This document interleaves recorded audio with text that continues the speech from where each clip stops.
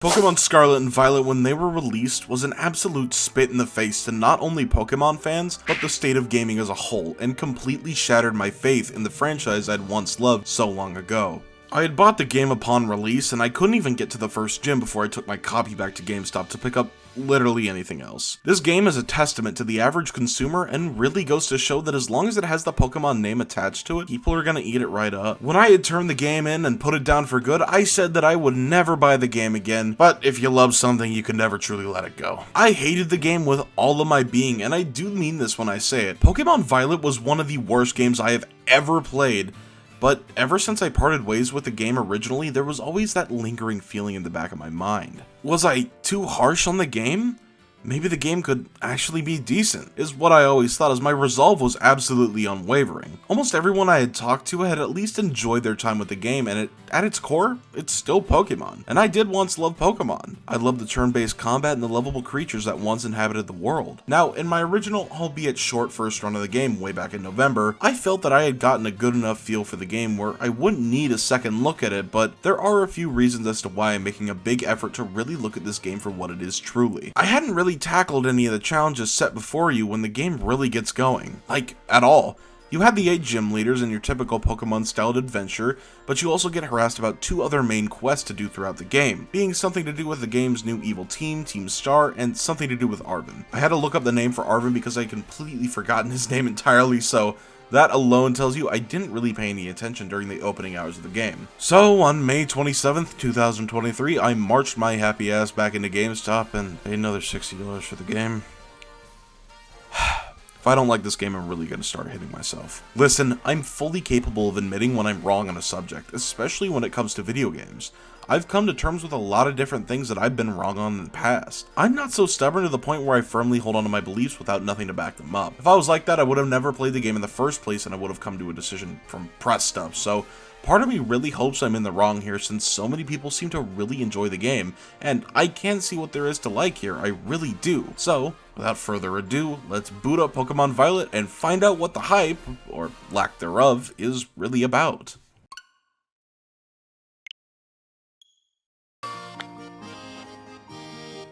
Oh right, I forgot I actually played this game at one point. Let me just fix that real quick, and now, let's boot up Pokemon Violet and find out what the hype, or lack thereof, is about. Again.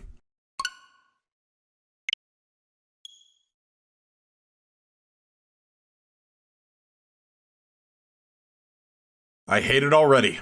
Hey, remember in the old Pokemon games where the professor of the region would introduce you to the world and ask for your name and gender? It was never much, but it was at least the bare minimum a proper introduction of the game. Here, you just customize your character, which I can understand that it's a minor thing, but you could totally have one of the professors ask for your name at the bare minimum. It just comes off as lazy and boring. There's no style to picking your character either, it's just super basic. But hey, at least there's music this time around. Anyways, I guess it really doesn't matter in the grand scheme of things, so we're just gonna name our character Zeke and go out into the grand and wonderful world of Pokemon in the Paldea region.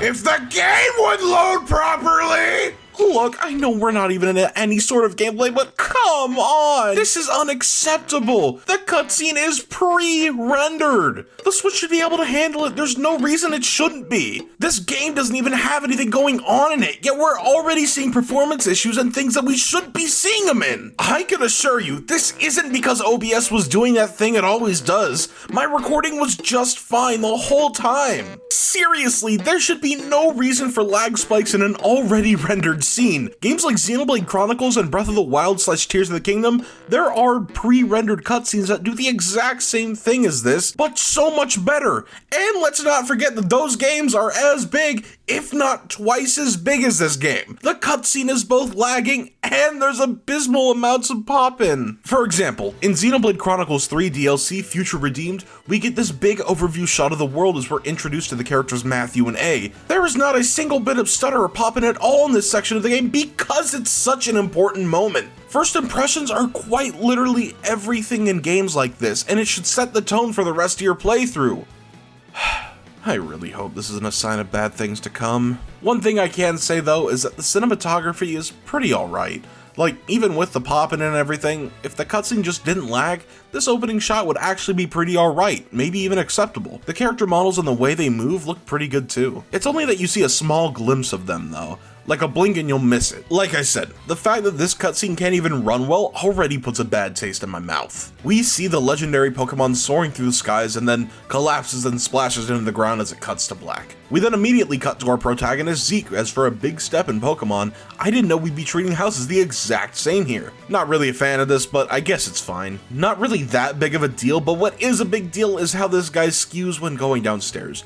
And doesn't while moving up. And, to add insult to injury, his feet clip inside of the stairs. At this point, you could honestly make an argument for me nitpicking the hell out of this game, and you're more than entitled to have that opinion. We haven't even left the house and I feel like I'm already ripping this game to absolute shreds. However, need I remind the class that Pokemon is in fact the highest grossing media franchise of all time? Out of every single franchise to ever exist, Pokemon is #1.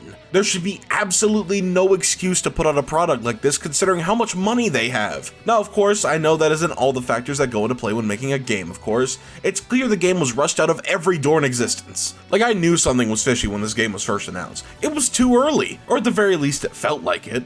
Pokemon does a new generation about every 3 years or so with a bunch of new Pokemon and the like. Completely new worlds and monsters to catch. But in today's gaming landscape, that's kind of impossible. Sure, when the games were top-down 2D experiences, they were a lot easier to handle and pump out every so often because there wasn't as much to do as there is now. Now, taken to today, where games like Breath of the Wild are coming out, massive open-world games that do in fact take a very long time to release. It took Tears of the Kingdom around 6 years after Breath of the Wild to release, and it was praised as one of the greatest games of all time. It's clear that Scarlet and Violet want to be those games so badly, but they just can't keep up with it because the Pokemon Company is hellbent on that new generation every 3 years, which absolutely kills what kind of game they want to do. Not to mention they have an anime going on too in tandem with the new releases. A game like Scarlet and Violet needs a lot of time in the oven to really bring out its full potential. People are wondering why the Pokemon designs get worse and worse, and I'll tell you, it's probably due to the fact that they need to come out every 3 years. Yes, this is the 1000th Pokemon, how could you tell? Anyways, I got sidetracked on a major tangent there. Let's actually continue with the main game, shall we? This professor guy barges into our house to introduce himself so we can get ready for our very first day of Pokemon school. Nope, never done that concept before. Nuh-uh, no sir. But he introduces us to the new starters of this generation, Sprigatito, Fuecoco, and Quaxley. These names were terrible and it took me a long time to figure out how to actually pronounce them, but I'll let it slide this time because these designs are pretty cool. Our next objective is to head to our new neighbor's house, and this gives us a better chance to actually get to know our new starter Pokemon because choosing is always such a hard choice. I'm just kidding, it's Fuecoco. I have friends who will trade me the other starters anyway, so it's not like it actually matters. Oh, and they put Goku in the game. I'm just gonna be completely honest, I think she sucks. She's probably one of, if not the worst, quote-unquote rival to date. When people say she's like Goku, they really mean it. She's super obsessed with battling strong opponents in Pokemon battles and, well, that's basically it. The rivals used to actually be something. Someone you wanted to defeat and overcome because they were snarky assholes who were better than you, and overcoming them was such a wonderful feeling. Now, of course, not every rival had to be a piece of garbage, but they were meaningful characters at the very least. With Nemona, nah. She's just kind of there and has a weird obsession with you in battling. A person she just met. Like, I'm not joking, I actually felt uncomfortable during our interactions. She's everywhere. Ignoring that, it only took us 27 minutes of playtime, but we actually managed to finally get ourselves into our very first battle with Nemona, and it's over in 2 hits. I'm not joking. This is not a meme. It took half an hour to get here, and it's over in 2 turns. Is it bad that I already want to return the game? After that, our mom sends us on our very merry way, as per tradition in Pokemon games, and we have to follow Nemona to the lighthouse, which is just the illusion of gameplay, as it's really all just tutorial junk. She literally teaches you how to battle, which is fine, I guess. Like, these tutorials aren't even really the game itself's fault, it's just that this happens in every single Pokemon game, but the fact that you can't skip any of them still, to this day, it's pretty stupid. Right before she teaches us how to catch a Pokemon, though, we hear a mysterious cry and we fall down a what looks to be very dangerous slope that, honest to God, should have killed us upon impact. Like, I don't even know how to put it any other way. We should have at least broken our legs beyond repair. I don't get it. Our phone, of all things, saves us from the fall at the very last second. Our phone should not be able to do that. Like, there's no way a 10-year-old like us can survive what looks to be a 25-foot drop minimum, but Whatever. We are then introduced to the legendary Pokemon of this game, Miraidon. Which are right on my fucking nuts, how about that? These names are weird this generation, what can I say? But we do have a small section where we follow it into a cave and it lets us get out after showing the player a tiny little glimmer of its power before going weak again with absolutely no explanation whatsoever. We do eventually climb up to the lighthouse, and at this point we get that sweet, oh so sweet money shot of the world we've been waiting for. A real showcase of what this game can do. The freedom of exploiting everything there is.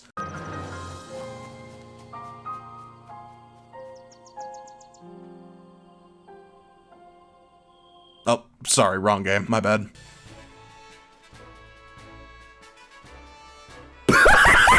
It was at this point I knew I was in over my head. Yes, Pokemon should honestly be ashamed to put this on store shelves, and they're lucky I'm not playing on the base release, because that is a whole nother can of worms I just couldn't bear to open myself. If I want to tackle this game properly, I'm gonna need all the help I can get. It sucks that you have to, like, wait. Or you have to update to the latest version.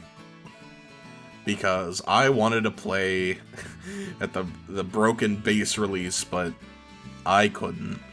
I had to call in for help, as it was abundantly clear to me that if I were to play this game alone, I'd probably go insane. So I invited my good friends Andy, Wildcard, and Davron to help me out on this perilous journey.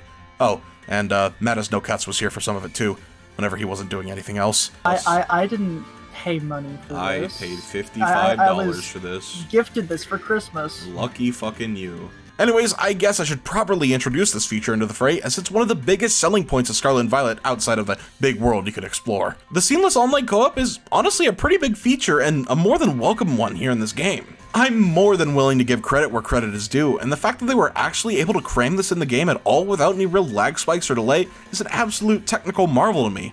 Well, about as technical as a constant 15 FPS can be, but whatever. The game can barely work on its own, so having a mode like this run in the game will never cease to amaze me. It only feels appropriate to have a feature like this in a world with this kind of scale. Pokemon since the very beginning has always had a very big emphasis on connecting to the games with your friends, whether that be battling or trading, and now it's practically taken to a whole new level, as you can basically play the entire game with your friends in the very same world, for better or for worse. Having something like this in a Pokemon game is practically a dream come true, and I'll be completely honest, it sweetened up the time I had with this game a lot more as I got to share the experience with my friends. Again, for better or for worse. Why am I stuck doing like a freaking finger pose? What? You look like a beta. How do I do this? Yeah. Yeah. This looks terrible. Oh, come here. Come here. I'm stuck doing a freaking finger pose. Why? How do I? Is that how I do it? Wow, this why am I stuck doing that? Why am I doing that? You both look like pussy ass bitches, alright? We're the corked up white boys. Oh, there he goes. You really are there he goes, guys. This does not fit here. It's an aesthetic choice. This does not fit here. It's a choice of aesthetic. What are you talking about? No, Does your house look better than that? Why is it? No, it doesn't fit with the fucking aesthetic. Well, at least they're not slopes anymore. But Dylan, you can spin around. Yeah, slopes where your fucking feet clip into the ground. Apple. Who's sleeping? What? Who's sleeping? Who's sleeping? What? Who's got the sleep effect? Who turned that on? To think we haven't even finished the tutorial yet. Yep, that's right, we still haven't even gotten past the main meat and potatoes of the starting area yet, as the game sends you to Uva Academy, where you learn practically nothing other than to learn the main objectives of the game, only to immediately get kicked back out for your big adventure. I really don't want to bore anyone with the finer details, so I'll let some of my friends take over and share their experiences with the game as I continue the tutorial in the background. Take it away. This game sucks. Yeah, this game is pretty terrible. Yeah, this game sucks. Oh, wait, y'all are done? I still haven't finished the tutorial yet. Whatever. Basically, the deal is that you're introduced to the main 3 objectives, and this is probably one of the most boring and drawn-out tutorials of all time. The beginning of the actual game was fine. I mean, That's it. There was an acceptable mix of gameplay and story bits happening, but here the gameplay element is basically gone completely, as not even the school itself is explorable, just a bunch of fast travel points where you talk to a character and receive an objective. Nothing more. It's not helped by the fact that the game has no voice acting whatsoever, despite having fully fledged cutscenes, so it makes it all just more unbearable to sit through boxes and boxes and boxes of text that really don't add anything to the overall gameplay experience. Before the actual main tutorial school area, you're basically just introduced to the main side characters at this gig, but this area is where they really get to shine and we really get to see who they really are. Wow, that was a lot of reallys in that sentence. I made this mistake twice. I just wanted to hurry up past this section. I had friends in my world and I just wanted to get out in the world and just actually do something. I get the need to dump exposition on everyone and you need to do your main objectives, you need to have them thrown in the game somehow, but this is just atrocious. I didn't even pay attention to the text in the first game, and I really didn't pay attention now. You could even tell my wind was being taken out of my sail, as I was just sick and tired of this upwards of 2 hours of absolutely nothing but sitting and listening to information that I pretty much knew already. It's just boring as hell. This pretty much kills any and all replayability that the game could have had, and I know Pokemon isn't necessarily a franchise that's all too replayable on its own because of how long the games can get, but that doesn't mean they aren't replayable at all. It doesn't take long for most Pokemon games to get going unless you're the last 3 generations. It's not like the gameplay and story is so deep to the point where 2 hours of this is warranted. The gameplay is pretty much the exact same as it always has been for damn near 30 years. There's no way there's that much information to the point where I need to spend 2 hours learning about the game. I guess I'll never know because I tried to blaze right through it. Sure, you meet the characters and whatnot, but there's not much to it. It just feels like there's so much padding where I'm not even thinking anymore. I'm just pressing A, hoping and praying to go out and do something. The city that surrounds the school is nothing to snuff at either, because this is probably one of the most boring nothing cities that I've ever been in. Every Pokemon game has that one big city that everyone loves going to, and this is that city, if there was anything to do in it. You can't talk to many of the NPCs, and the biggest tragedy of it all, something that I totally forgot about from my original run, is that the shops just don't even exist anymore. This never happened in any Pokemon game ever. Not even in the original, where the game design was so lazy, where they just needed menu prompts instead of actual shops. Breath of the Wild has unique shops throughout all of Hyrule with no loading times as you enter the houses. I can't even put the blame on time constraints anymore because this is just simply lazy. There's no other way I can describe this. There's no way I can possibly defend this. This is blatantly one of the most lazy things you can possibly do in a video game. Only visual novels do this. Visual novels! Well, then again, maybe that's what they're going for with all these tech boxes, so who am I to judge? It took what felt like years, but we finally get let out of our cage and we are sent on the treasure hunt and set with the 3 main objectives as all the side characters fight over Zeke like he's a doll or something. Seriously, they all just met him. Why do they like him so much? Time to finally explore the wonderful world of Pokemon we were promised all this time. We can't even ride on the legendary Pokemon for extra traversal options. I can't excuse literally everything at this point if the world was at the very least fun to explore and the overall gameplay loop was enjoyable.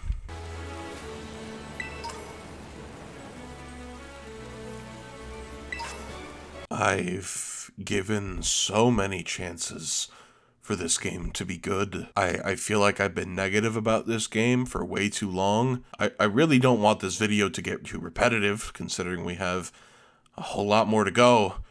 Well, more repetitive than it's already has been, so I want to switch up the formula real quick and actually talk about something I enjoy about this game. That's right, despite all of this nagging making me sound like my mom on a Thursday evening when I forget to take out the trash, there are actually some things I genuinely enjoy about this game. I think the character models were a real step up this time around, as beforehand they look and feel like the Pokemon NPCs around the world were just plasticky and boring overall, but you could tell they actually spent a lot of time and resources and probably all of the budget into making sure at the very least nothing else worked. These characters' models would look good. When they worked, that is. Okay, something I can freely talk about this game without any sort of backhanded comments whatsoever is easily the soundtrack of this game, and oh my god, with a capital G, if there's anything carrying this game for me, it is easily the soundtrack. If you've been with my channel for a while, you know that I love a good soundtrack. I listen to all genres of music, but nothing beats a good video game OST. I know I just lost all of my credibility in somebody's eyes right now, and I apologize.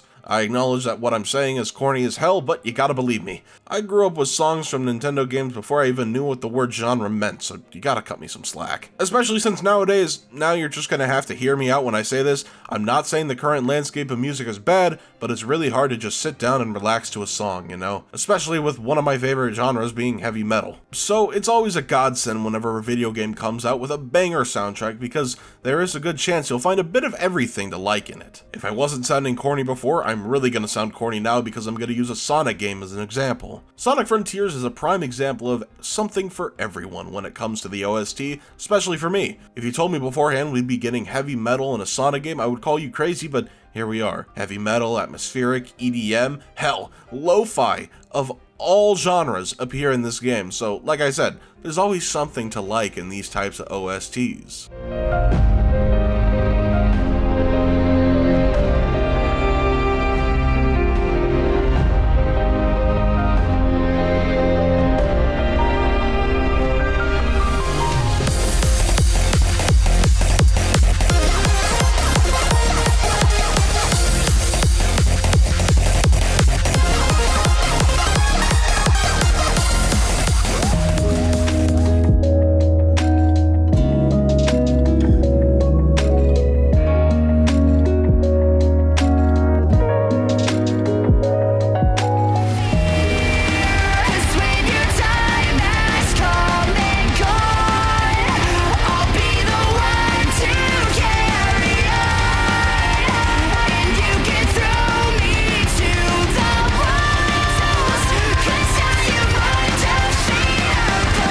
Pokemon is really no different to this either. While it doesn't really have any heavy metal or anything like that, there's still so much to like about this soundtrack. They even went ahead and brought Toby Fox back for some original tracks. Seriously. First Smash Bros, then Pokemon Sword and Shield, and now he's back for more. How did this man get such a good relationship with Nintendo? Like, seriously. But that's besides the point. Even though Toby Fox did make the incredible and iconic Undertale soundtrack, the good tracks in Scarlet and Violet aren't just limited to what he's done. In my eyes, they really did go above and beyond with the soundtrack, and despite the actual game's quality, Pokemon's music department never fails to deliver.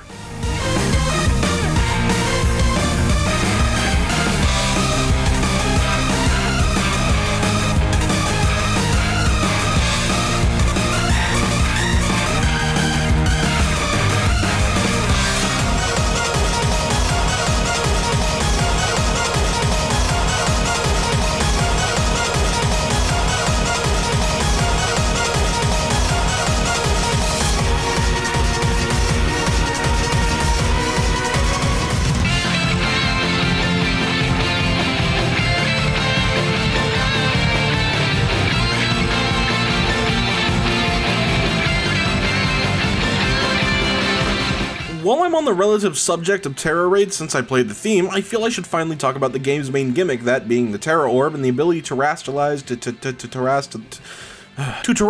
your Pokemon. The ability is introduced super early into the game where you're focused to fight Nemona without the ability, but she gives it to you right after, making this, I believe, the fastest time you actually receive a big item like this in Pokemon. The trend really got going in Pokemon X and Y where basically every single game needed some kind of gimmick so it could at the very least stand out from the last entry besides being just another Pokemon game. In Kalos it was the Mega Evolution, a more than welcome addition to the game because, you know, it was something that we'd never really seen before in a Pokemon game to date, and you had to go out and find certain orbs to Mega Evolve your Pokemon, and yeah, it was a game changer. The new Pokemon got a sick form and even new typing sometimes, and it was fresh. It was new. And they basically did it again in Sword and Shield, except with getting a new cool form, they just kind of made it big. And you could only do them in gym battles, which made it out to be super underwhelming. It was a harmless addition, but it didn't really add much to the overall experience, so it makes you wonder why add the thing at all, when even Omega Ruby and Alpha Sapphire further expanded the concept of Mega Evolution. Hell, they could have even added onto the Z moves from Sun and Moon, but no, they just have to make it different for every game, which I guess I can understand. The gimmick makes me very conflicted. On one hand, it looks pretty cool, but on the other hand, I can't help but see it as a much worse version of Mega Evolution. Terrestrialization in Pokemon Scarlet and Violet turns your Pokemon into this crystallized version of itself and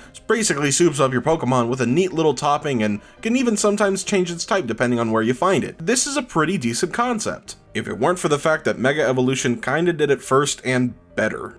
Again, it's not that I hate the concept outright. On paper, it sounds very cool, but in execution, it kind of falls flat on its face because to me, someone who was already having a tough time enjoying this game, all I see is something that just is an instant win button at the cost of severely slowing down the pace of battles. Especially if you're someone like me who throughout the majority of the game had an over-leveled team that you barely needed to try in the first place, and now with an instant win button it makes it feel like that battles that would normally end in 2 to 3 hits, they usually only take 1 to 2 now because you're so over-leveled and powered up. I feel this gimmick is underutilized in the sense that it has a lot of potential to make the game stand out, but right now all it feels is like they copied and pasted Mega Evolution and slathered it all with a shiny, literal shiny new coat of paint and called it good. And I guess while we're on the subject of battles, I do want to talk about that system as a whole. Pokemon battles have remained relatively the same throughout every single entry, and this is pretty much no different. But since the entire structure of the game has changed from how you complete your objectives to the world itself, but one thing to remain the same was the battle system, it just doesn't make sense to me at all. Something about this game just feels slower than any other battle system in any Pokemon game, maybe except for Diamond and Pearl, but that's all subjective. I don't know if it's I'm getting too old for this or what, but I just don't find the concept of pressing one button every few seconds to be all that enticing. If this game was harder than a Kirby game, maybe I would cut it some slack, but there's really no strategy to fighting in this game unless you're fighting another person online, but that's a side mode where the person you're battling isn't incompetent, I think. I never once had to think about what I was doing when I was fighting someone, and other than what I wanted my Pokemon to do or throw at it, I could get the whole battle over with as soon as I possibly could. I really want to stop comparing Scarlet and Violet to other games, but it's so hard to when games from the same exact franchise deliver a better, if not the best, Pokemon battling experience. Literally 10 months prior to the game's release too. Pokemon Legends Arceus was and still is one of the best Pokemon releases ever in my opinion. It's such a fresh and exciting take on the standard Pokemon formula, and despite the genuinely terrible graphics, it stands tall by outstanding gameplay loops that get super addicting to no end. So why isn't it in this game? Game Freak had something so good on their hands to work with, yet they just didn't roll with it? Everyone loved the gameplay loop in that game. It's so fresh and fun, why in good faith would they drop it for some of the slowest Pokemon battling ever? In Legends, you could sneak up behind a Pokemon and catch them without initiating a battle and craft different Pokeballs for different effects. And even then, the battles were fresh and fun too.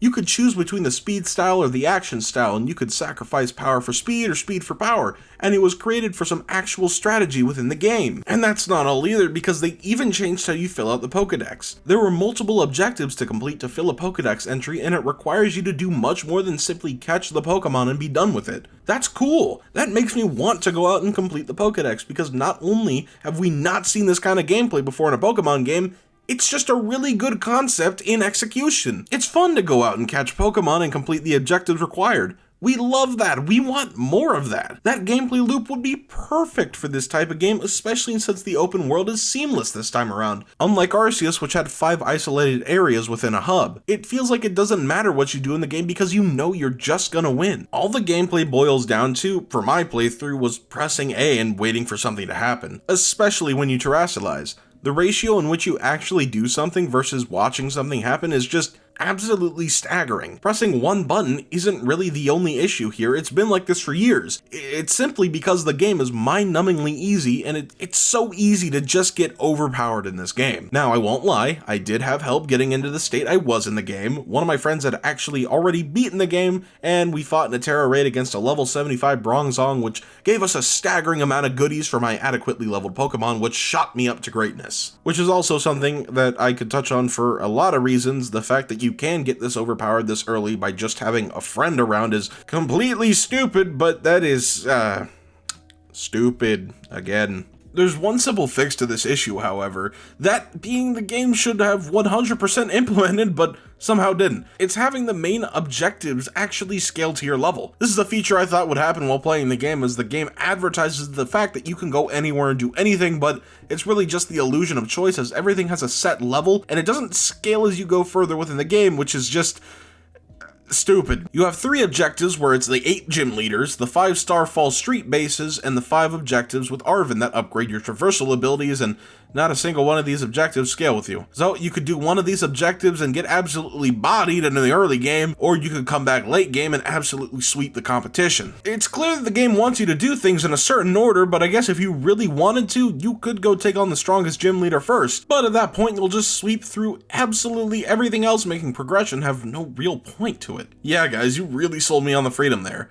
The gym stuff is pretty standard, nothing we haven't really seen in any other Pokemon game outside the gym challenges, which aren't even challenges, they're more like chores that you have to complete, and it only took me doing one gym to realize that the gyms are actually pointless. You go into a gym, only to come out and do a challenge outside of the gym, only to go back into the gym just to come back out of the gym and fight the gym leader! You absolutely do nothing inside of the gym itself besides talk to the one guy and enlist the clear gym challenges.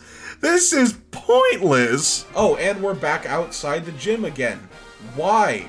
What is the point of that tall-ass building if nothing is gonna happen?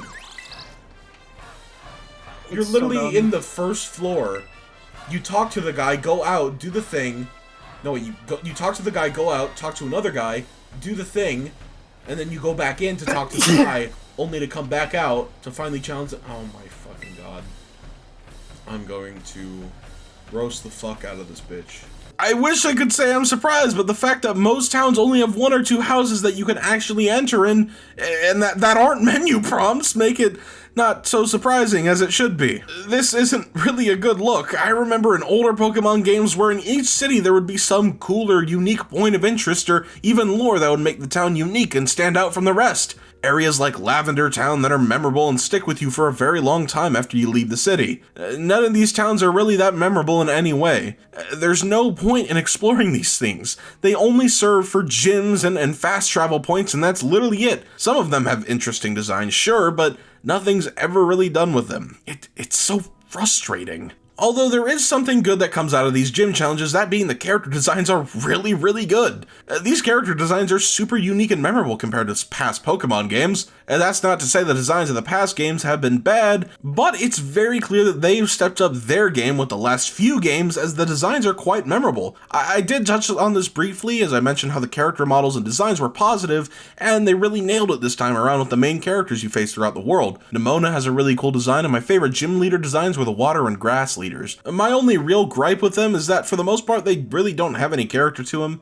Okay, well they do, and all of them seem very interesting as people, but it's really the lack of time that we get to spend with them is really my only gripe. Like, we spend no time at all with most of them, but for some, such as the electric VTuber gym leader and the water leader. For the gym challenge, you actually get to spend time with them and get a real feel for who they are and what they're like, and it's really nice seeing their personalities shine through. They're fun characters, but it's most of the other gym leaders that you spend literally no time with until you actually fight them and never see them again, which is really annoying to me. I really wanted to know the normal gym leader and the ice one because I love their designs, but they're completely absent until you complete the gym challenge and actually fight them, and by the time you're done fighting them, you completely sweep through their team because of how OP you are. The next objective of importance is Arven's objective, where you need to fight weird paradox Pokemon in order to, make sandwiches? Yeah, you make sandwiches, and those sandwiches have healing properties and somehow power up Miraidon to do things like dash, fly, swim, and the like. There's also this side deal about Arven healing up his sick dog Pokemon, which would be easily to get feelings out of if this game had any semblance of voice acting. Seriously, at this point, they're just being lazy with it. My bow stiff. You did your best, bud.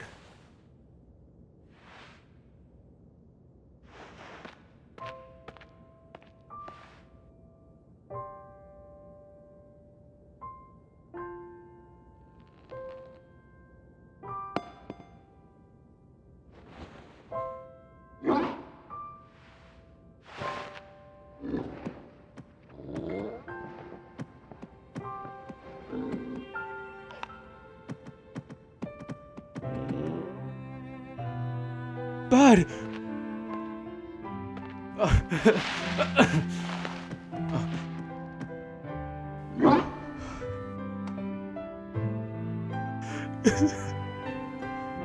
I know, bud.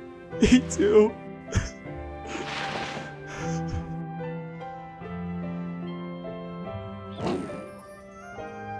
All this took was for me to do a free casting call on a Discord server, Pokemon Company. I swear to God it's not that hard.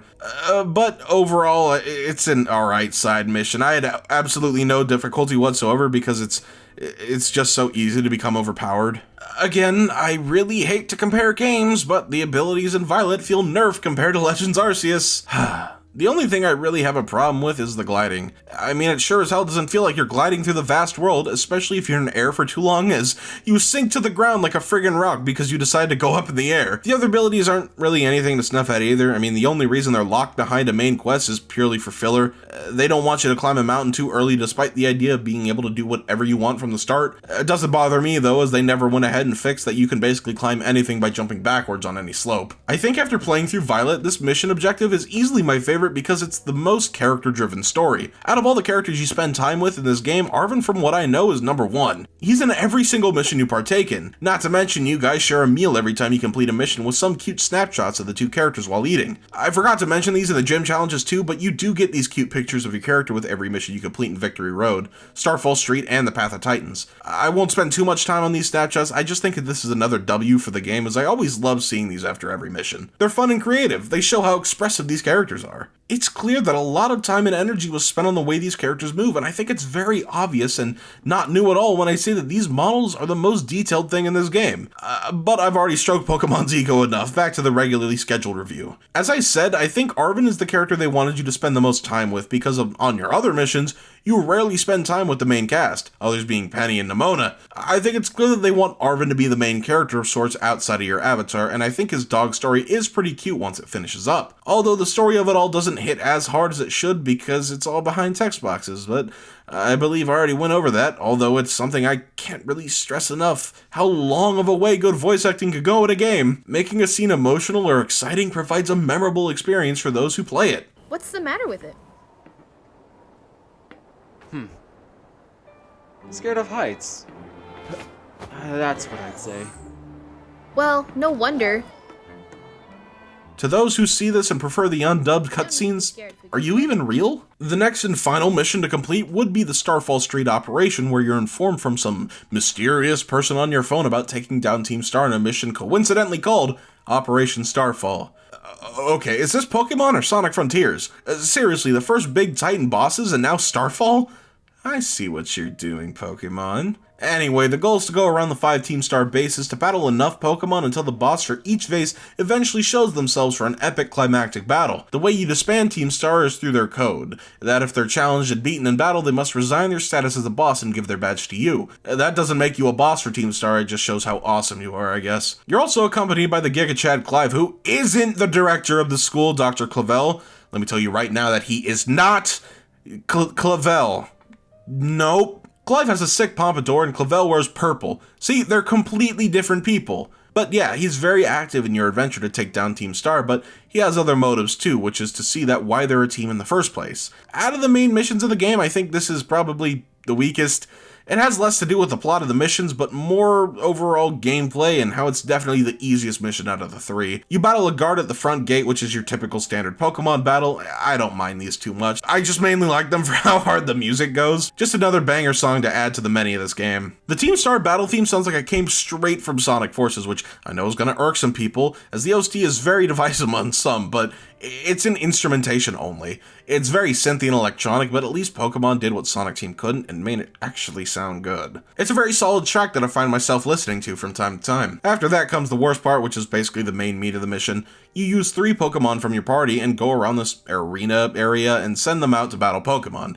You need to beat 30 Pokemon in the span of 10 whole minutes to be able to challenge the boss, and this is just mind-numbingly boring gameplay. There's nothing to it other than running around and pressing the R button over and over to one-shot a Pokemon with no risk whatsoever. It's simply boring. I know having your Pokemon out being able to battle with you is a new feature in this game, but it's totally useless, since the amount of EXP you gain from it is pretty much just nothing. Might as well just battle the Pokemon for the EXP if you need it that badly, which doesn't even work since you don't gain EXP in this minigame. It's only until you battle the boss of the area in which you gain EXP. These battles are fine. I really don't have much to say on these. The fact that the big bad of the Pokemon at the end of every fight has the same car over and over is kind of stupid, but it's not really a big complaint. At least the game works, can't really ask for much else, can I? Character designs are great as usual, some of my favorites coming out of this bunch of characters, but there honestly isn't much more to say on the gameplay itself. I just wish there was more to it. I found myself groaning when doing the middle section of these raids, as all I'm doing is the same action over and over again. With the gym leaders, at least the prerequisites for battling the gym was different every time, which honestly gives those missions some extra points in my eyes. Some of the mini-games were actually fun. Here it's just the same thing again and again. Once you beat the first one, you've pretty much done them all. The overarching story here is pretty nice though, as every time when you beat a boss, there's a cutscene from when the team was founded, and I believe they get some extra time to shine. Turns out the crew was formed because there were kids getting bullied, and that's basically it. I like that it eventually comes into a found family kind of lesson in the end, and I like that the school stuff actually comes into play outside of it, because once I left the school to go on my adventure, I never returned there until the end of the game, when it forces you to go back for story purposes. So yeah, seeing the school having an effect of some kind outside of the school itself was pretty nice to see. I'll be honest though, for half of these I wasn't really paying any attention to the story. Half of these I was super tired playing and I just wanted to be done with the session as soon as possible. But the story I did pay attention to was very fun. After you complete the main quests, well, after you presumably complete the main quests, in each one there's some kind of challenge that results afterwards, as a way to cap off with story quests before you head into the end game. The first one I really sped through was with Arven, as after Mabosstiff is finally healed, we're contacted by the PNG professor himself, Professor Toro. He's been contacting us throughout the missions to check on Miraidon's development as it regains its old abilities, but here he contacts us in front of Arven for the very first time, and it's revealed to us that Turo is in fact Arven's dad, and Arven hasn't seen him in years, causing resentment and disdain for his father, as he's always been involved in his research to ever hang out with his son. Arven hates him for that. I feel they should have changed Arven's design slightly for the different versions, as his design fits more the Scarlet Professor more than Turo, but that's just a nitpick, honestly. Turo directs us to come to the lab on the lighthouse where Arven and Zeke first met, and when you do so, you go inside this mini lab to find more instructions on what to do. While this cutscene played, I completely forgot I was also recording my desktop audio, so it also recorded me listening to the final battle theme from Bowser's Inside Story.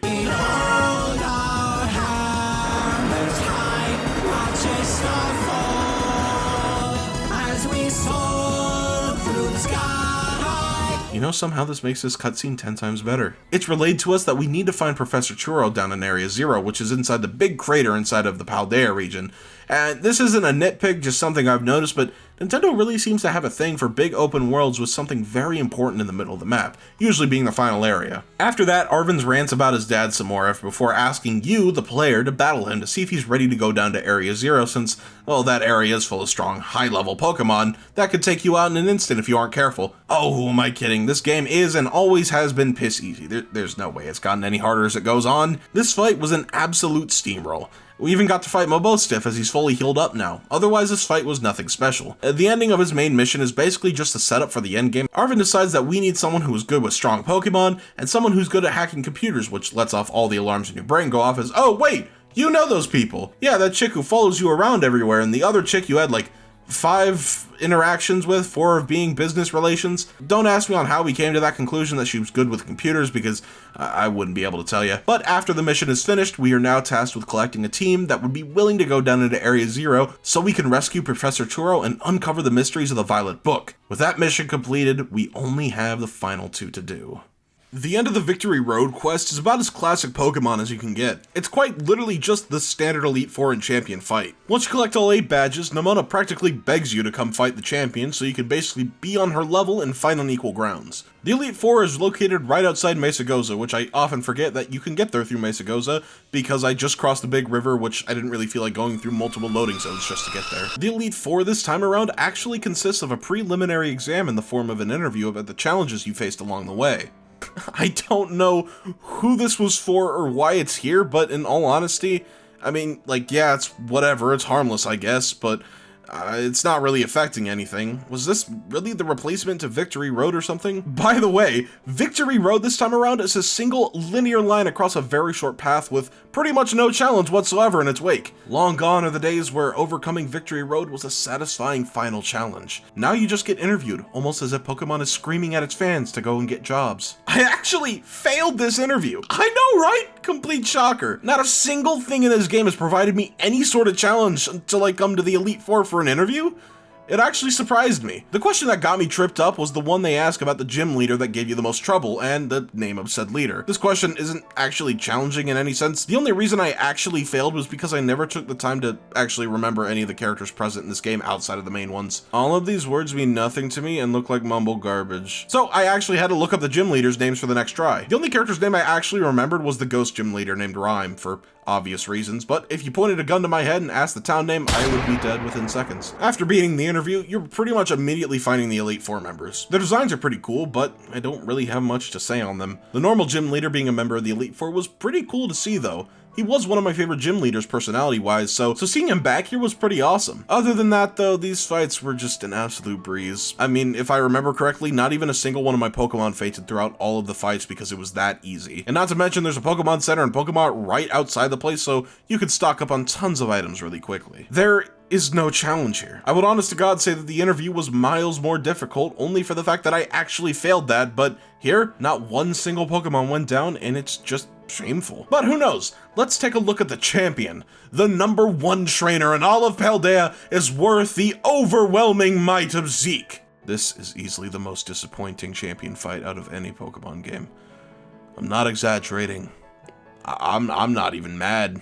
I'm just not anything. At this point, I've exhausted so many hours of my life into this godforsaken game, I can't even feel disappointed anymore because I knew something like this was coming. Why would the champion fight be any different from the rest of the game? Could someone make a new thesaurus because I'm running out of ways to make bad and disappointing sound fresh? It's just becoming super repetitive at this point, and you could really tell in my voice while recording. This is just somehow, some way, this might just be honest to God luck, but I somehow had the counter to everyone's Pokemon while fighting them. Maybe this game isn't easy after all.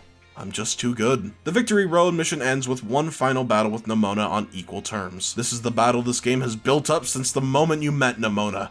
The battle you've been waiting for since minute 1. Out of all the things in this game, I very much look forward to this battle, but unfortunately, as we have just stated, no need to keep going in circles, this battle is no different from the Elite Four in any way. It's just super easy and barely took any effort. Nemona is happy the fucking end. Finally, the last mission ends here. The single last mission is with Penny. I mean, Cassiopeia in the Team Star rates.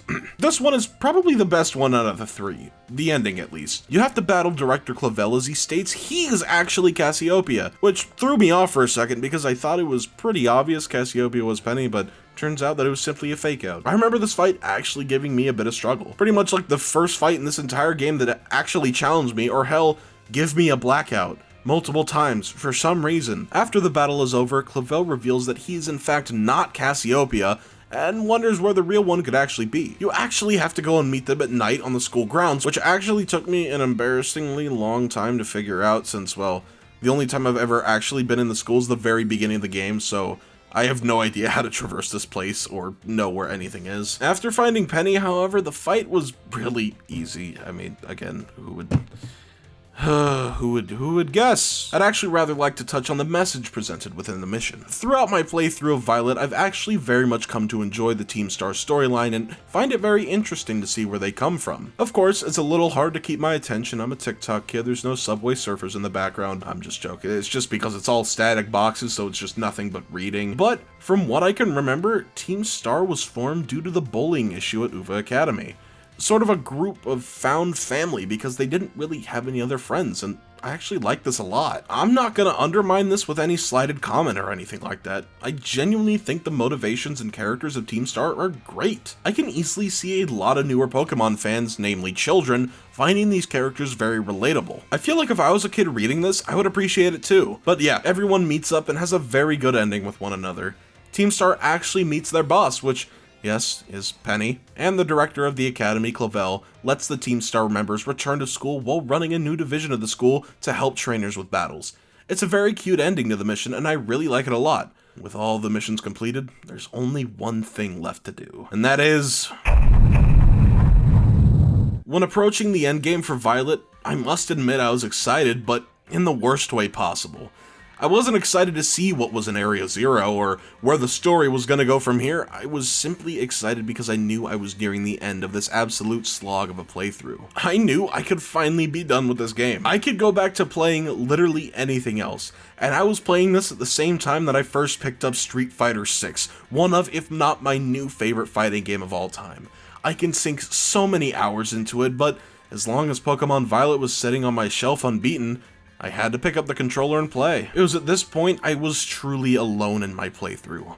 I was tired of just everything from this game. My friends were off playing other, better games. I wasn't on a call with any of them either. It was just me and the screen, ready to take on the rest of the game. The endgame starts with Arven calling you, asking you to meet up at the entry point for Area Zero, where the rest of the game will basically be taking place. Once Zeke, Arven, Nemona, and Penny are all there, Professor Turo directs everyone to go down to this ledge where we'll be entering the endgame. We're on a mission and we've got to do it, so no time like the present.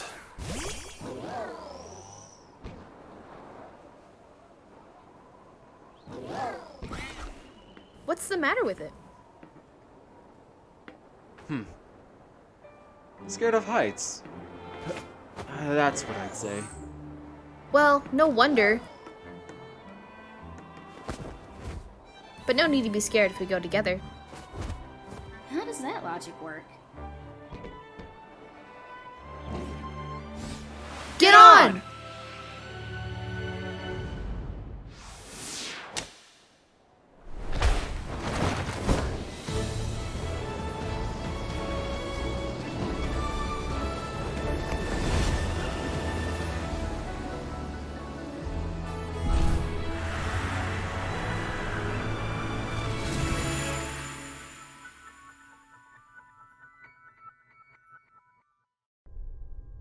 Okay, I have some things to say, and they're actually not negative. Out of everywhere this game has taken me, from the grass to the desert to the more grass, this is easily the most interesting area in the entire game. Something about it just screams weird to me.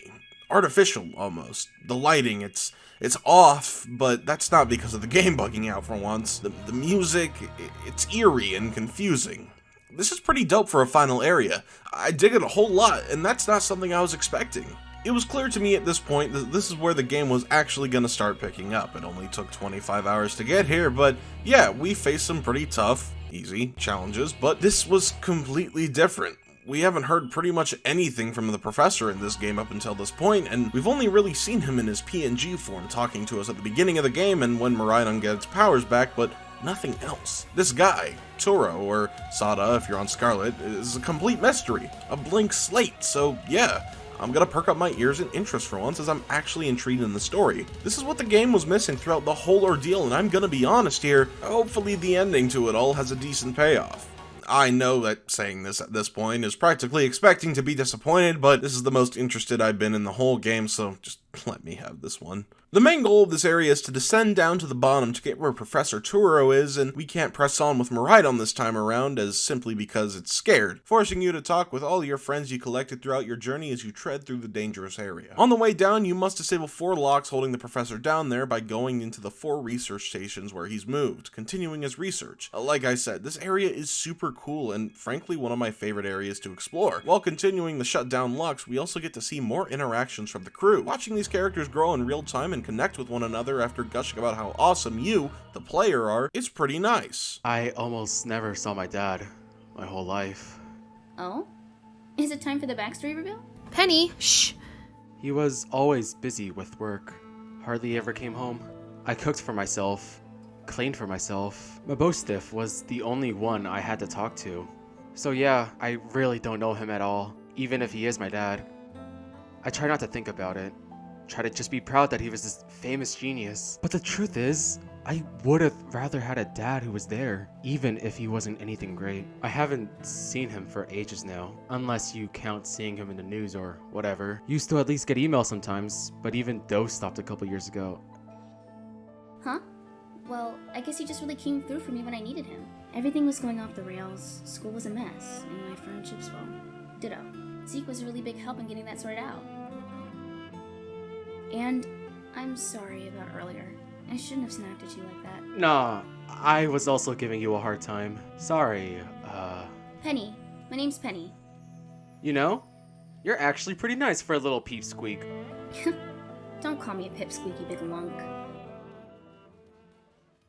This really shows off the characters in full force as we finally get to see them interact with one another after pretty much never sharing any screen time together prior. They only really bond when it's over you specifically, but seeing them open like this regardless is very nice and the character moments I've been waiting for this entire game. The endings of each main mission were really my favorite parts of the game so far, specifically because of these characters and how well they're written in these scenes. Actually getting to see more of these interactions I enjoyed so much makes me happy, even though they're only in text box form. Makes me wish these characters were with you for your whole journey instead of just the endgame. May have had this experience be a lot better, who knows?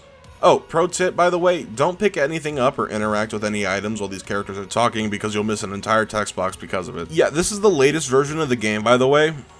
I'm kinda mad this isn't fixed. A lot of new Pokemon you haven't seen throughout the game as well start popping up for you to catch. As I played most of the game throughout now, it's really nice to finally see a new area with a buttload of new Pokemon that haven't shown up in the wild. As you continue to shut down the locks, Professor Churro lets the mask slip a tiny little bit as you get the sneaking suspicion that everything isn't really how it seems. Something's definitely up here.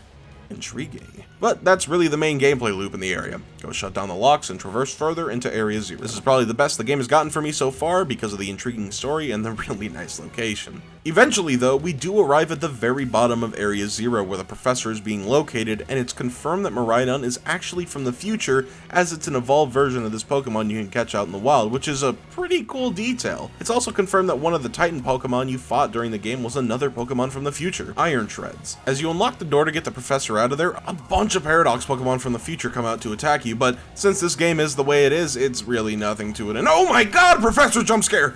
Don't worry guys, I found him, he's right here. After the entire game, we actually get to meet the professor for the very first time and get him to ask some questions. Oh, NVN guys, this isn't the real professor, he fucking died. I was not expecting this in the slightest, like, talk about a total tonal shift, my god. It's revealed that the professor actually died a while ago during an incident, and this artificial intelligence replica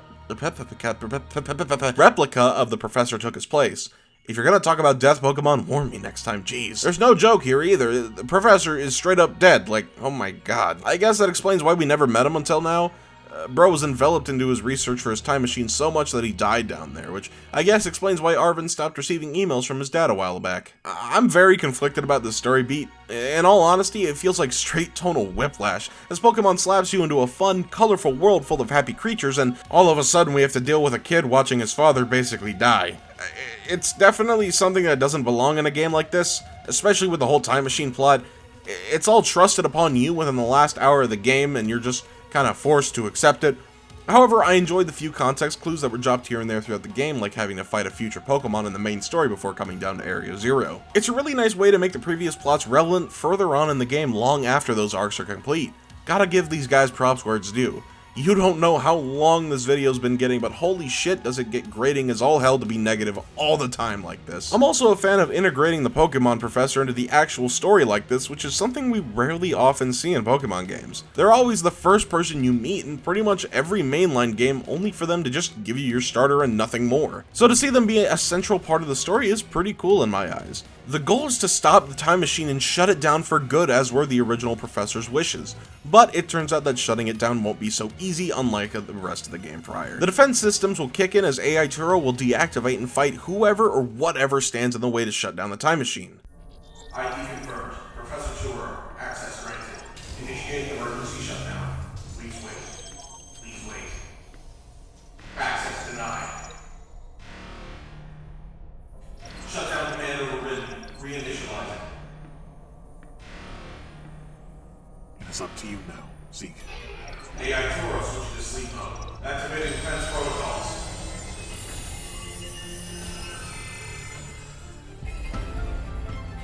Please, defeat me.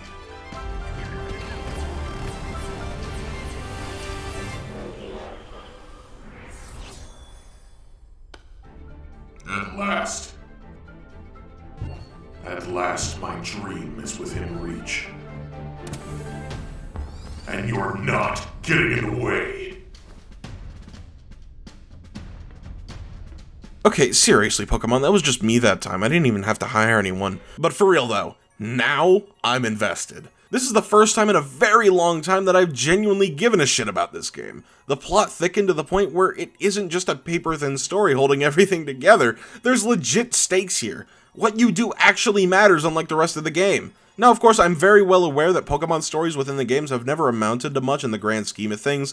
They never really advanced above a 7 out of 10 for me, and I'm not some random man-child that's just complaining about things that aren't there. I never expected the story to be this much in general, but to me, it's just Sword and Shield's story, but arguably worse, as both games just had a non-existent story for the majority of the game. With this finale, I think it shows that Scarlet and Violet are trying to be something more ambitious with it all, and it's never been more apparent to me than here. This boss fight, tossing aside all my gripes, is really damn good. The tone is set perfectly, and the boss fight was actually kinda difficult. Kind of a weird difficulty spike, but hey, I had to actually think during this boss fight, so for the game standards, it's a-okay in my book. Also, that music goes so hard. I know I touched on it earlier when I previously discussed the music, but man, it hits so much better in the moment itself. We even get another phase of the boss fight where Miraidon actually comes out to fight for the very first time for you in this climactic finale. Before this happens, it seems all is well as you defeat AI Turo's team, but the Paradise Protection Protocol kicks in and is initiated, which proceeds to lock all Pokeballs that aren't named under Turo's ID, which causes AI Turo to think if this is what the professor truly cared about. Which actually is never answered, at least considering as far as I played, which is just the credits. I didn't actually play any of the post-game stuff, but still, it makes you think, which is something that I actually enjoy. Probably my favorite piece of dialogue in the entire game. However, the Miraidon fight afterwards just felt like the most on-rails performance out of the entire game. Like, the Miraidon you're facing hits you like once or twice to get you to low HP and allows you to terrestrialize, and hit it once for a climactic finisher, and that's basically it. If the finale played out like the rest of the game, I wouldn't say that I was disappointed, but I actually kind of am, since the finale of the game so far was pretty damn solid. The mystery of Area Zero, traveling down slowly to shut off the barriers, seeing the new Pokemon, the music, it was just all awesome. The graphics, if they didn't look like they were from the PS2 game, would actually look really good. The overall tone and mood of this finale is just really damn good. So yeah, the final battle feeling like a victory lap was just kind of eh. If you wanted to do the whole victory lap thing right, you could have just taken a book from Tears of the Kingdom's final boss. Yeah, I know, I'm tired of comparisons too. I'm sorry, just bear with me. This is the last one, I swear. In the Ganondorf boss fight, there are so many phases to go through, being his base, the Demon King form, another form involving the Demon King form, each one adding something new to the fight so it never gets stale, and after all of that, you have one final phase being the Demon Dragon form, where it serves as a very similar purpose to the Miraidon fight. It's simply a climactic final fight to end the game. There's really no way you can actually lose this fight if you have cognitive function. It's a final send-off to an amazing journey, but it's not brain dead either. They could have just had it all end in a single cutscene or have you press a single button, but instead there's actual scale and stakes. The hand-to-hand combat was the hard part. Now you're simply basking in the glory for one final strike to make it feel like you, the player, saved the day. You destroyed Ganon, not the game holding your hand. Here it's practically the opposite. When the credits rolled for Tears of the Kingdom, first of all, I was crying. Second of all, I was just saying wow over and over again, thinking about how I barely even scratched the surface of that game and how badly I wanted more. The ending battle left me satisfied and yearning for more. This isn't just for Tears of the Kingdom, however, as every final boss and ending should drive to be like this. Hell, the final fights in Pokemon used to do this as well. But what's done is done, and Miraidon is done. However, AI Turo realizes that he himself is part of the system and needs to go along with the time machine for it to fully be stopped. So, he sends himself to the future to envelop himself in the research of his dreams.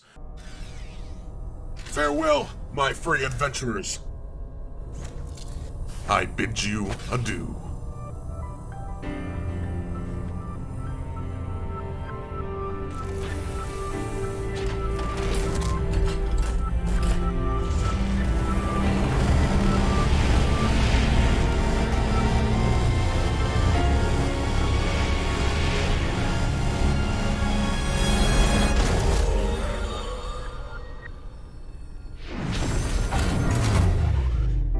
Again, Pokemon, this theme was already good without voice acting. For the love of God, just put it in. Also, holy crap, man, Arven's really just been through the ringer. After all of this, Arven might actually be my favorite Pokemon character of all time in terms of writing, and despite all the flaws in this game, I can relate and empathize with this situation very well. What happened to Arven in Scarlet and Violet is really something only Pokemon could do now with the technology they currently have, as there's no real way they could have relayed this much emotion in a 2D game. As a kid, I never paid attention to Pokemon stories as it was all just text boxes and reading.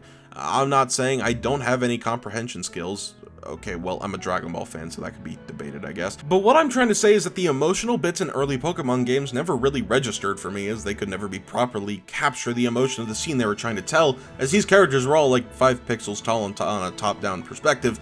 Here, however, these are very detailed models that can create any emotion they want, and at least here for me, it resonated very well.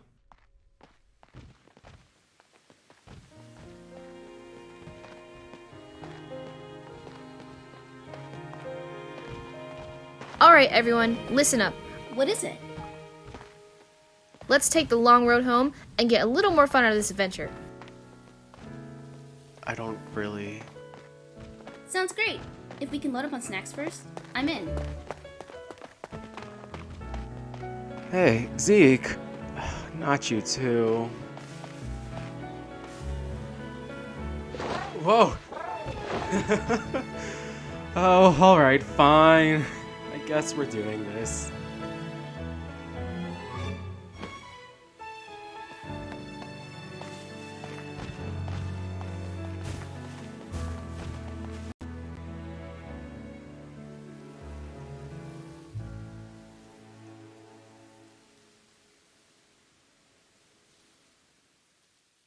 You see tonight, it could go either way. Can you believe they played this credit song in Walmarts? This ending, as much as the overall game experience was shit, kinda lessens the sour taste in my mouth a bit. The game didn't suck the whole way through, of course, but to have an endgame be consistently good, if not great, when the rest of the game was mid at best, is something to really take into account. Now, of course, I'm not going to tell you to drop $60 on this game just because the ending was good. If that were the case, Xenoblade's ending alone would already make it a 10 out of 10. That's not to say Xenoblade isn't a 10 out of 10 already, and the ending's a 10 out of 10, but still. The ending made me feel good, but not because of the ending specifically was decent. No, that feeling came much later. I was simply happy just to finally be done with the game and I could go out to do literally anything else. I haven't played much of Tears of the Kingdom since I played through this game, which feels like a crime against humanity, and I think Scarlet and Violet had a direct impact on me of not playing it. If I never had to play this game, I feel like I would continue to down so many hours into it, doing everything there is to do. Same thing with Street Fighter 6 and other games. But all I can really say for now is that my shackles have finally been released and I can go on to play more fantastic games. Although I feel like I've said this enough times, I'll say it again for the people in the back. Pokemon Scarlet and Violet isn't all bad. Sure, it's the Sonic 06 and Nintendo games, but it's not an irredeemable pile of garbage. The concepts brought into the fold here are awesome. I've always wanted an open world Pokemon game. I mean, come on, that's like every kid's dream. I want the more ambitious, character-focused stories that we caught a glimpse of in the finale, but it's clear that, well, the Pokemon Company at least is more focused about sales than they are just making a good game. They delayed Tears of the Kingdom by another year just so they could polish the game up and make an amazing, timeless experience. The game was done by the delay was announced, they just wanted to continue to make it better for another year. Pokemon has the money and budget to make a game like the ones I keep comparing them to, but I think it's just obvious that it isn't what they're focused on. There's a clear vision for something bigger, something greater, but I don't know, man. Maybe I'm just getting too old for these games. When sitting down to originally write this video, I don't think I realized the ride I was in for in the absolute slightest. I knew this video was going to be a longer one, much longer than my usual 8 to 10 minute video format, but I think I really underestimated how much I had to say about the game. Usually when writing scripts, I go by really fast and the results come in skipping over a lot of things, but I wanted to make sure I covered as much ground as possible because I wanted to really do this game justice. Anything I really didn't talk about, like I know I didn't talk about some game aspects like the picnics and the ingredients and stuff like that, mainly because I only did those to breed eggs, but throughout my entire original run of the game, I never did anything like that. Whether it was just to clear my own mind so I could finally say I beat it and never touch it again, or some other reason I really can't think of. Out of all the negatives this game brings, which there are a lot, trust me, I like to think that some good came out of this experience too. Part of me though is really disappointed I never got to play the version of this game I wanted to play, the original release, the broken, horrifying, and downright unplayable release of this game. Sure, Pokemon Company released patches later on to make the game at the very least playable, but what kind of standard is that? Release a game in an unplayable state, patch it so you could at the bare minimum play it, and then not even half a year later ask for $35 more from your audience because that just isn't enough? Pokemon Scarlet and Violet is just a laughable game. Not because I liked it, not even because of how bad it is, simply for the fact that I can't even begin to describe my time with it. Ignore the fact that this script is 37 pages long of me describing my time with it. The beginning started out pretty strong with me actually thinking that beneath the rubble and glitches there could be something enjoyable, there could be a good game here. But as the game continued to drag on and on with repetitive, slow and boring battles, mind-numbingly easy bosses, and traversal that honest to God put me to sleep, my enjoyment, whether ironic or not, started to decline drastically. It's gotten so bad that it's changed the industry standard for what a bad game should be. For what a bad game could be, excuse me. Hell, Sonic Team of all people are now producing better products. The development team, once thought to be absolutely incompetent and didn't know what made a decent game, have turned out at minimum good products over the past few years. While this experience, especially towards the end, started to dig at my sanity, I could say that I'm thankful that I got to play this game again. To finish it so that I could properly form my own opinion instead of just how I felt after 2 hours of gameplay without actually doing any of the main quests or anything like that. I got to see everything laid out on the table for better or for worse, and I can finally put this game down for good, knowing that I've conquered everything this game can throw at me besides the post-game. As much as I used to love Pokemon, I'm just starting to think that it may not be for me anymore. That's not to say I'll never play a Pokemon game again. If another Legends game comes out or an inevitable Black and White remake, I'll be there to play it day one. But when it comes to the new releases and the new regions and such, I think I'm gonna just take the back seat and watch from afar to see what happens, similar to what I did with Scarlet and Violet. The game had potential to be something really, really special. A Pokemon game for old and new fans to remember for years to come. Instead, its legacy is and will forever remain as a nasty shit stain on the gaming landscape. Pokemon Company should honestly be ashamed for the way they treated this game, but since the sales numbers are so high, I highly doubt this will shake what they're feeling currently, which is happiness that they sold so much. In this closing segment of the video, I just want to give a huge shout out and thank you to literally everyone that has been a part of this video, and to you, the viewer, of course, who had actually stayed and watched until the end of the video. If I'm being completely honest, if you did, I'm very surprised, but I do want to thank you, of course, because this is the biggest project that I've ever taken up in my entire life. The moment I started working on this video was May 27th, or something like that. Whatever date that I said at the start of the video, which was when I started working on this video, technically, by replaying the game. So this video has been in the works for half a year now, and for it to finally be done makes me very, very happy. I'm very happy with the way it turned out. For those who are curious as to why the editing may be super jumpy and different in many sections of the video, it is because, one, I hired different editors to help me out on this video. So big shout outs to Maddis No Cuts, Daveron, and Big Sleater for helping me make this video, for helping me edit this video. I straight up could not have done it without them. I was super busy with work, and having them help out on the video was just a tremendous help, and again, I couldn't have done it without them. I'm very proud of and thankful of the work that they have done in this video. They all did an amazing job. I also want to give a huge shout out to the voice actors I hired for the cutscenes that were in the video, the amazing voice actors. My friend Midnight Wolf 157 being the voice of Nemona, and of course there's IC, who was the voice of Penny throughout the video, did an amazing job. and of course, Hallez, or Hals, I apologize if I butchered your name, delivering a great performance as Arven, and as I said with the editors, I couldn't have done it without him. They all did an outstanding job on the cutscenes. If I'm being completely honest, I had no idea that Pokemon Scarlet and Violet had released on the 18th of November. I couldn't even remember when the game actually came out, and realizing that I was finishing up the video as the 1-year anniversary was approaching, just made it like a perfect opportunity to finish up the video and release it then. Even 1 year later, they've still fixed absolutely nothing. This video hasn't aged one bit in the half year that I've made it. In that span of time that I was making this video, I think the first wave of DLC has released for this game, and I'm not looking forward to it. If this video gets 100 likes, I will buy the DLCs and I will play them, and I will make a video on them. But ever since I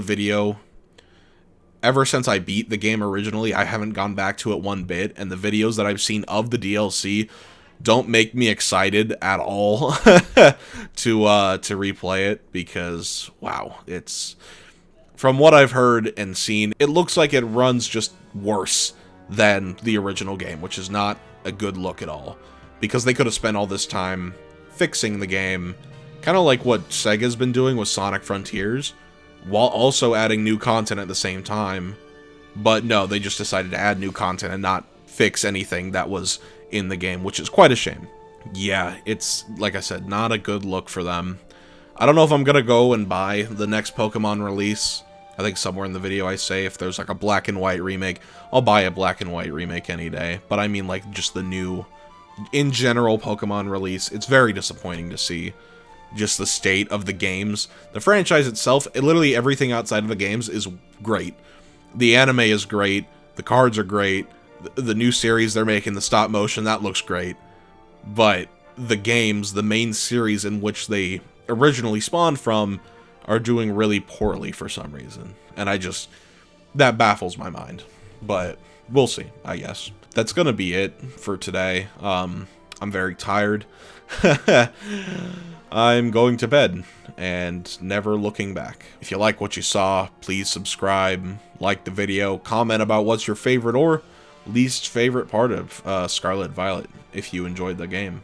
Because I know a lot of people have enjoyed the game, and I'm very interested in seeing those perspectives, as this entire video was just from my point of view. So I'm very interested into seeing what everyone else thinks about the game. So if you do want to have a discussion about it, please leave a comment down below. I read all of them. I love having discussions with people. So yeah, if you just want to put it down there, make sure to like, subscribe, leave a comment. And yeah, I'll see you in whatever video I make next. Maybe even a live stream. Who knows? Have a good one.